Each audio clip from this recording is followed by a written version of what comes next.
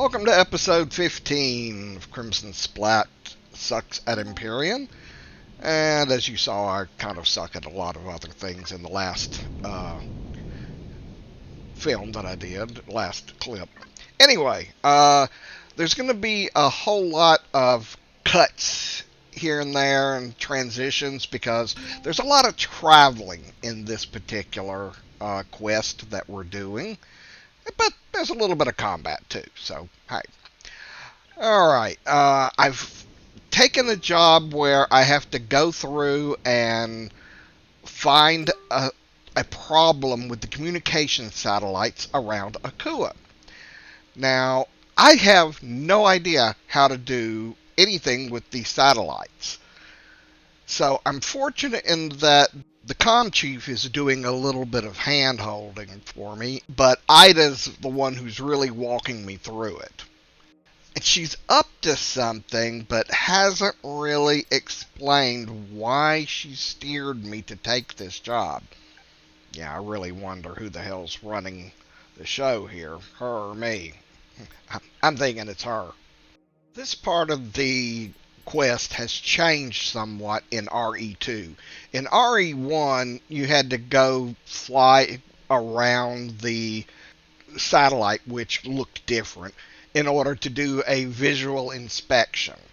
That has been eliminated here. Plus, the design of the satellite is much better. There was a big problem with the old version of the satellite. In the game, even though you're in space and there is no gravity, supposedly, if you turn off your jetpack, you would still fall. That does not appear to be the case any longer. I don't know if it was a change in vanilla since it's been a couple of years since I played, or if that's something in RE. But this time there is as you could see, a walkway that you can land up next to and not have to worry about falling because there's nowhere to stand while you input the code. Now I've gone to the second satellite, double checking the code. The first satellite, the one spewing out garbage to the comms chief, it was getting the garbage from this satellite, and I go here and I wasn't quite figuring out how to do this at first because it changed. There's like 3 different consoles instead of 2. So I kind of fumbled around here figuring out what to do before I realized that there was a third console, which I go back over to in a moment. It turns out that this satellite is getting its garbage data from another satellite in the chain, which I couldn't tell that at first because the 2 satellites were on opposite sides of the planet. Now here I'm running the diagnostics and finding out that it's coming from another satellite, but this time I have to go locate that satellite because it only gives me a ID code for the transmitter, but not an ID for the satellite or a name. Okay, while the quest is running, I'm going to go back to a subject from the last episode. I said stick a pin in it, and well, now we're going to pull that pin out. The game has become a lot more difficult with RE2. You cannot create, as one of my commenters pointed out, a single design that will do everything. You have to have separate HVs and SVs for each role. This exacerbates the need for mid-tier resources such as neodymium, zascosium, and erestrium. Now, neodymium's not too bad, and neither is titanium. But the zascosium and erestrium are generally only available as resources in other systems. Hot star systems for zascosium and cold systems for erestrium. The problem is, without a generous supply, you can't really get to those other star systems. This is placing a much greater emphasis on taking out POIs and also scavenging for resources in deep space. Well, as I've noted before, there are a lot less POIs now, and they have a lot more limited loot. So it's being kind of hard to get geared up to the point that I can sack the more difficult POIs and get their resources. In my private game, well, let's just say that I'm dying a lot. A hilarious amount of lot. Okay, so it's not that hilarious. Okay, back to the show. Me and my best buddy, the comms chief, have determined that this is all being caused by pirates. They are hacking the banking system, and they've basically fucked up the satellites. Now, finally, I.D.A is coming clean with what's going on. Long story short, she's effectively dying. Her satellite was damaged by the Xerax on deployment, and she's now been located by them. So if she isn't rescued, i.e. her CPU removed from the satellite and installed in a communications satellite of the Polaris company, she'll be basically gone and all of her data lost. Well, we don't want that to happen, and apparently I'm becoming a simp for I.D.A, and so now I've got to go check out the satellite to determine if she can be fitted to it. And, oh, incidentally, there's pirates there. They're still on board. Let's get ready to rumble!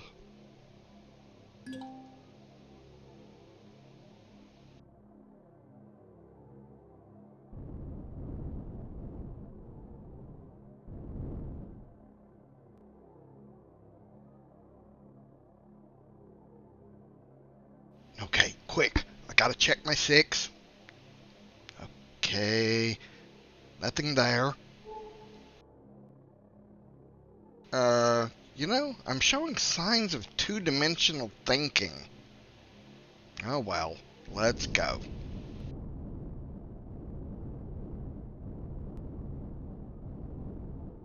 I'm sneaking. Sneaking.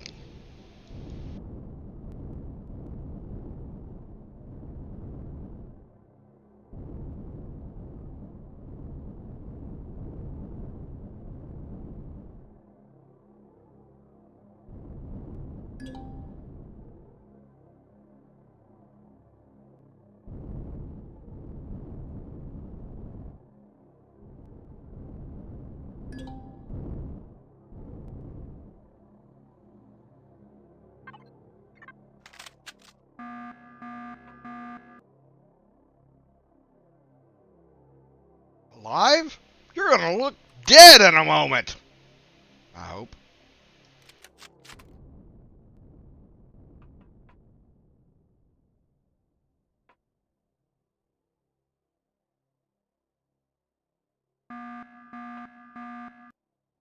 Oh, fuck. No short-term memory, I swear. Senility is a bitch. And that's me, not my character. God, you're pathetic. Bitch, who do you think you are? Sarah Boone? I'm not getting in the suitcase.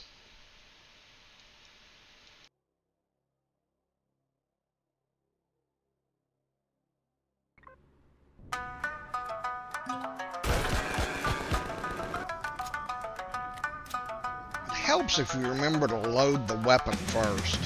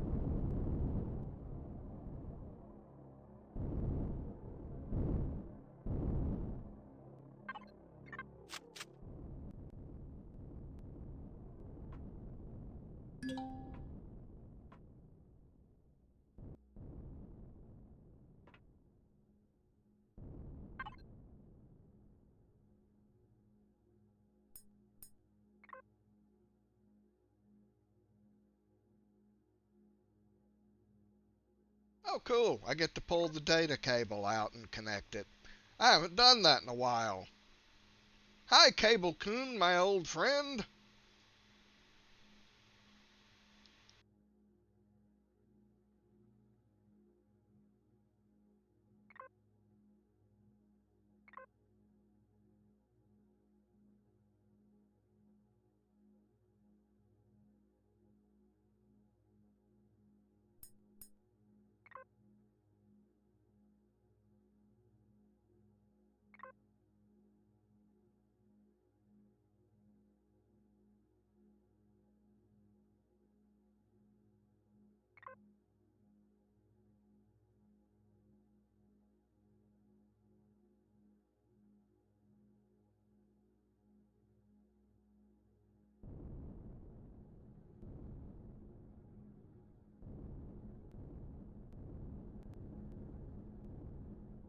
And now here's another change from RE1.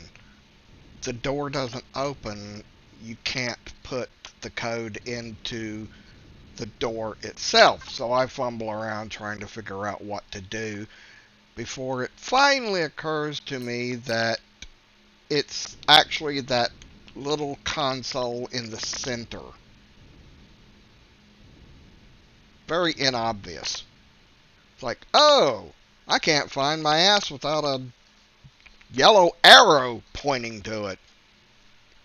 But really, that was kind of unexpected and inobvious. Look, it's an utterly meaningless but cool looking hologram. Uh, okay.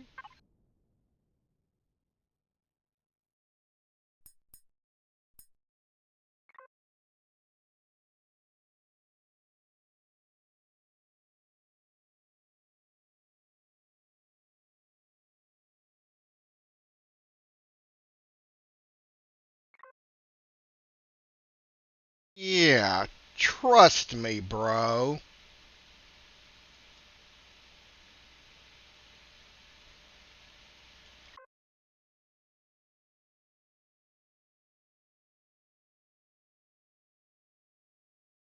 As usual, the bean counters are being cheap. Is this where all the Boeing execs went to get jobs after the end?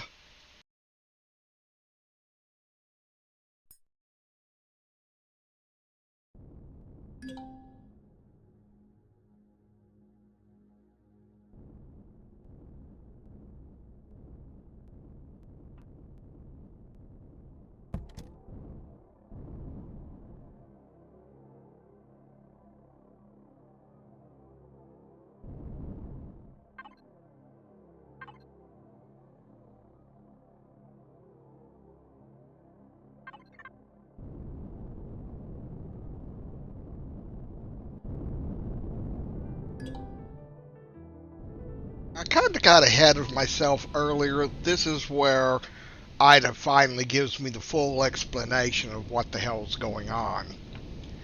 There is a reference here where she talks about falling into the void forever. Well, that actually has to do with an earlier discussion I had regarding having trouble matching up to the satellites and getting into them because at that time there was gravity in space. If you turned off your jetpack, you would actually fall into the void. And she complains here that if you drop her, she'll fall into the void forever. Well, at least they finally fixed that. Although now it has some weird issues involving movement in a space station. You notice sometimes I would get kind of turned sideways and have trouble realigning and getting in and out of tight spaces. The interactions between the elevator blocks and the direction you're heading can also be extremely wonky. Sometimes even doors can trigger it.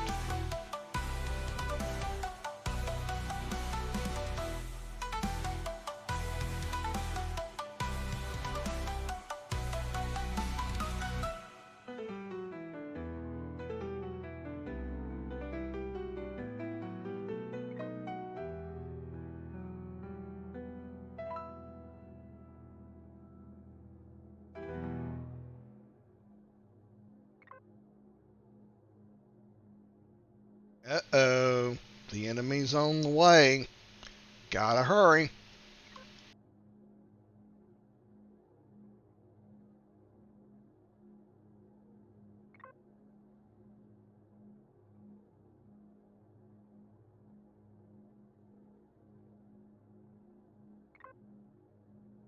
So no more help from I.D.A after I yank her core. Let's do this.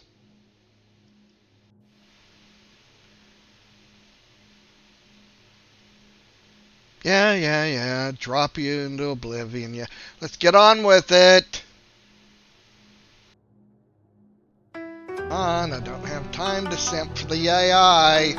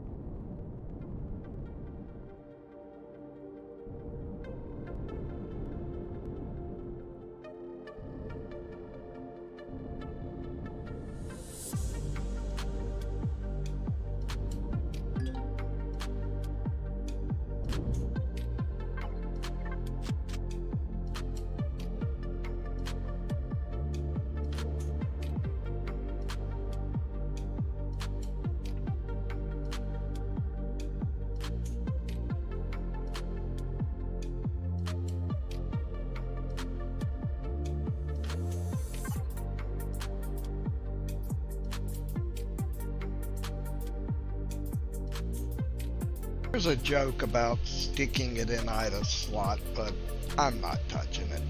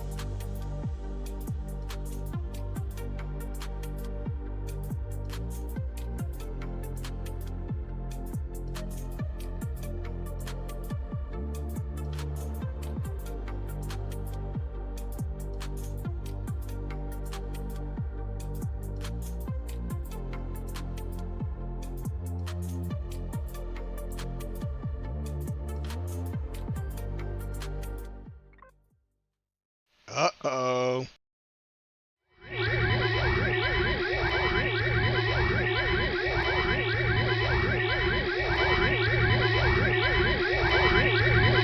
I.D.A set humor to 75%. Fucking AI humor. Damn, my ears hurt.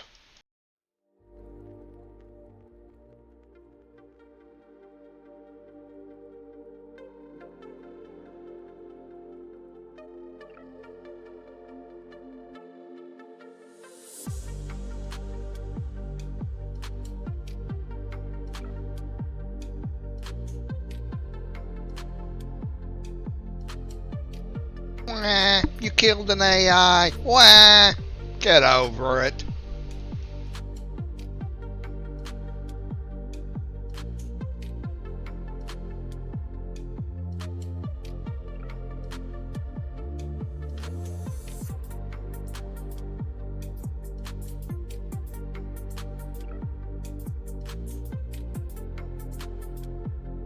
So, you've got limited capacity to snoop, and you don't have any visual sensors, cracked or otherwise, anymore. I'm not seeing how this is an improvement.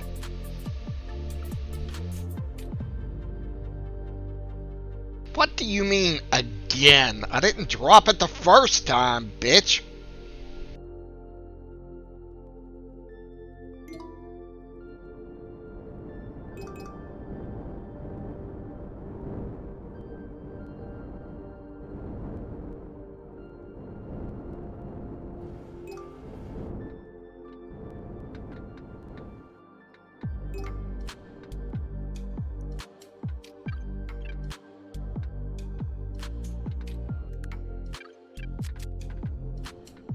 Ugh, more naked robots.